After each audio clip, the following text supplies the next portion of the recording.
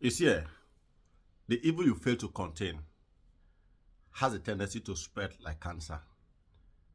Not only does it spread like cancer, it also has a way of emboldening other evils. You may not understand what I'm saying, but stay with me. You see, when an evil is rising, or something unusual or abnormal or wrong is raising its head, and you fail to cut that head immediately, that thing, once it succeeds in achieving its goal, it kind of emboldens other smaller evils. Because especially when you lack the foresight to understand that cutting this evil short as it is rising, it does not only stop that evil, it also sends a signal or a sign to others who may be somewhere observing. Because if this evil succeed, others will believe they will also succeed. Now, you may be wondering, what am I talking about? Let us watch this video, and then I'll come back and we can talk more and understand ourselves. This is Unfiltered View. There's no doubt about it. We've worked very hard. But we know that at the national level, that our party is not coming together. Every day we don't, secretary, this and that. And so you take your form, they sign it to INEC, and then you run all the elections, you perhaps win the election, and just on technical ground, because the wrong person signed your form, you lose everything. I'm not going to be stupid to stay doing that.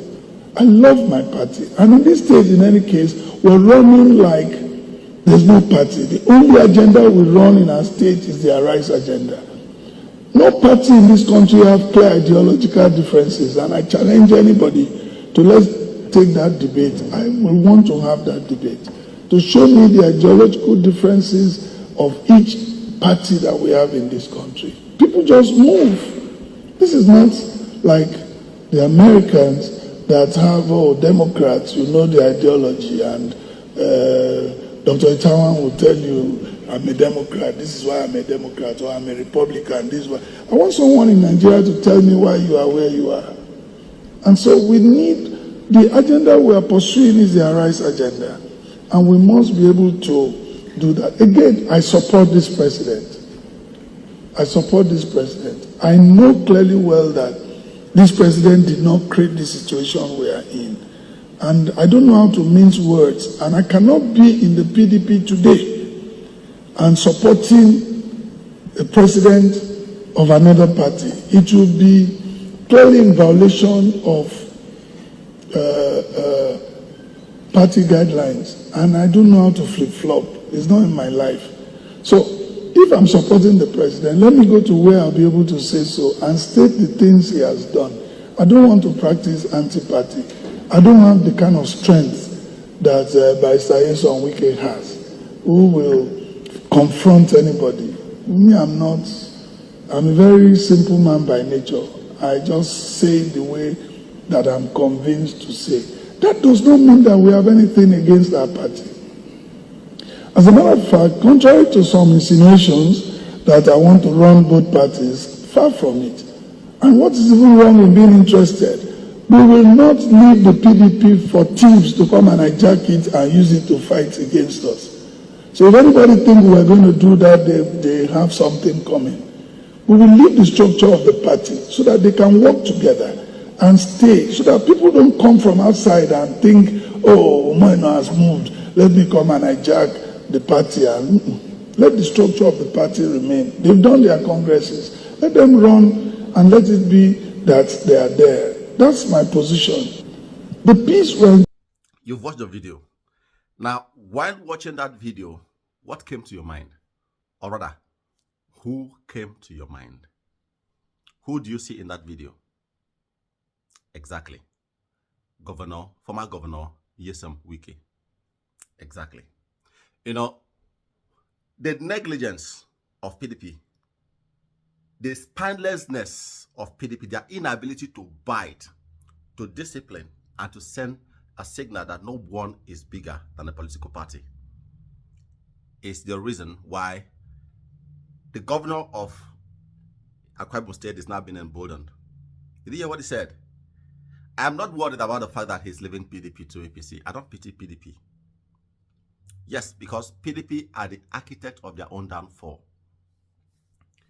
If you observe the activity of Wike, you see, the recent development is making me to think that Wike bitterness or Wike actions towards the PDP is not because Atiku failed to pick him as the vice president. No. Neither is it because he lost out in the primaries. Well, the latter may be partly the reason why he's acting this way. But I believe before the elections, Wike was already sold out to the APC. That is my thinking. He was already sold out to the APC. He already had his deal with them sealed. Maybe this deal was made after he failed the primaries or before. And if it is before, that means he was just there to get the ticket and make sure PDP does not succeed in the elections. And if it is after, then he would have seen that probably he think the PDP owe him a favor which they failed to return, and then he won the downfall. But that is a talk for another day. I'm not worried that the governor of Akwa Ibom State wants to decamp. That's Nigerian politicians lack integrity, they lack sense of direction, they are only concerned about their interests. So decamping is not new. Governor's decamping is not new. The legality, I'm not talking about it. But think about this. If the PDP were bold enough to discipline Wike, I was surprised that even in the last I think National Working Committee meeting, Nyesom Wike was still in the table with the PDP discussing the activity of PDP, when he obviously is with the APC. When he has said openly, of course, he is in the APC government, and in Nigeria, can you think back and tell me, has there been any member of opposition that has been appointed into the current administration of another party and remain faithful to the principles and the interests of the party? I don't think of any. I can't think of any, rather. But for Wike to still have a place to sit down in the table to discuss the future and the affairs of PDP tells you how toothless the PDP is. And with such actions, the governor of Akwa Ibom State is now emboldened by the success of Wike to do what he is doing. And of course, there are rumors that even Fubara is likely on his way out of the PDP to the APC. And I don't blame him for that, because the PDP has failed to protect their own. They have failed to discipline Wike. They have emboldened him. He has succeeded in doing a lot of things to the PDP. And come to think of it, this is someone who has openly attacked the party, worked against the interest of the party, talked down on the interest of the party even towards the 2027 election. And the party is still hobnobbing with him. Now, the governor of Akwa Ibom State believes he can still play the same card.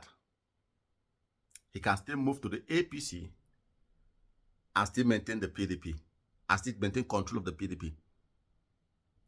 Him saying they have done their congresses and this, and they should allow them go. If you are leaving a party, how the party decide to run their affairs is totally up to them. You have no say. You have no right to want to dictate. And then he said, I wouldn't want people to think because he has left, then now they can come in and use the party to fight him. Again, for every keen observer of Nigerian politics, especially in recent time, Wike comes to mind. So, if the PDP have refused to stand up and do the right thing, I see other governors following suit. Yes, I see other governors following suit. The governor of Akwa Ibom State already have his loyalists in the PDP during the congresses, either by appointment or election or selection. And now he wants the status quo to remain while he moved with the state executive councils to the APC. And he said, let us not fight. What does that mean? Any attempt by the PDP to want to restructure their party in Akwa Ibom State to ensure that moles are removed, to ensure that those who the governor would deliberately want to stay back in the PDP and destroy and play the spoiler role in PDP, remain in PDP and do what they have to do.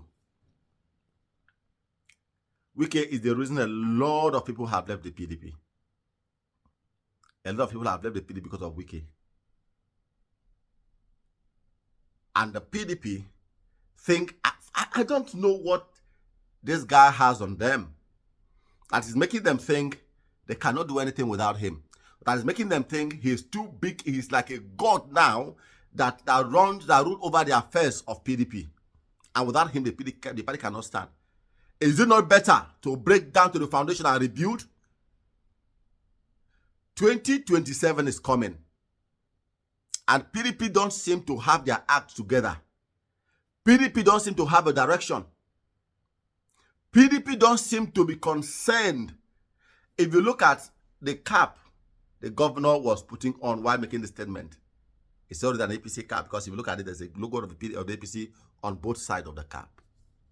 What does that mean? He's already playing anti-party. Why? The PDP emboldened him. Wike made him believe it is possible. And now he's running it. And he will succeed. He will succeed.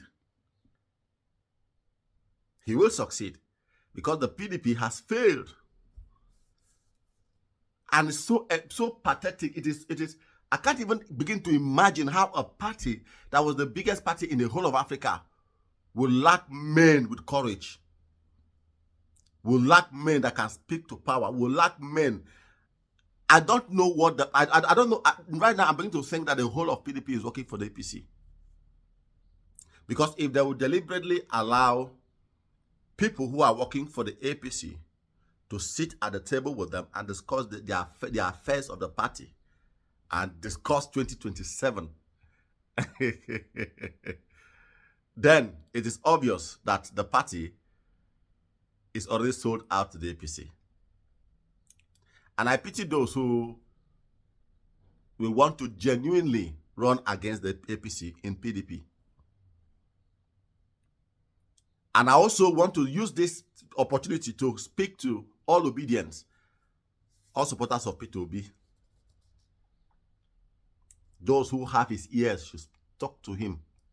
He should not make the mistake in the name of coalition or any arrangement to go back to the PDP.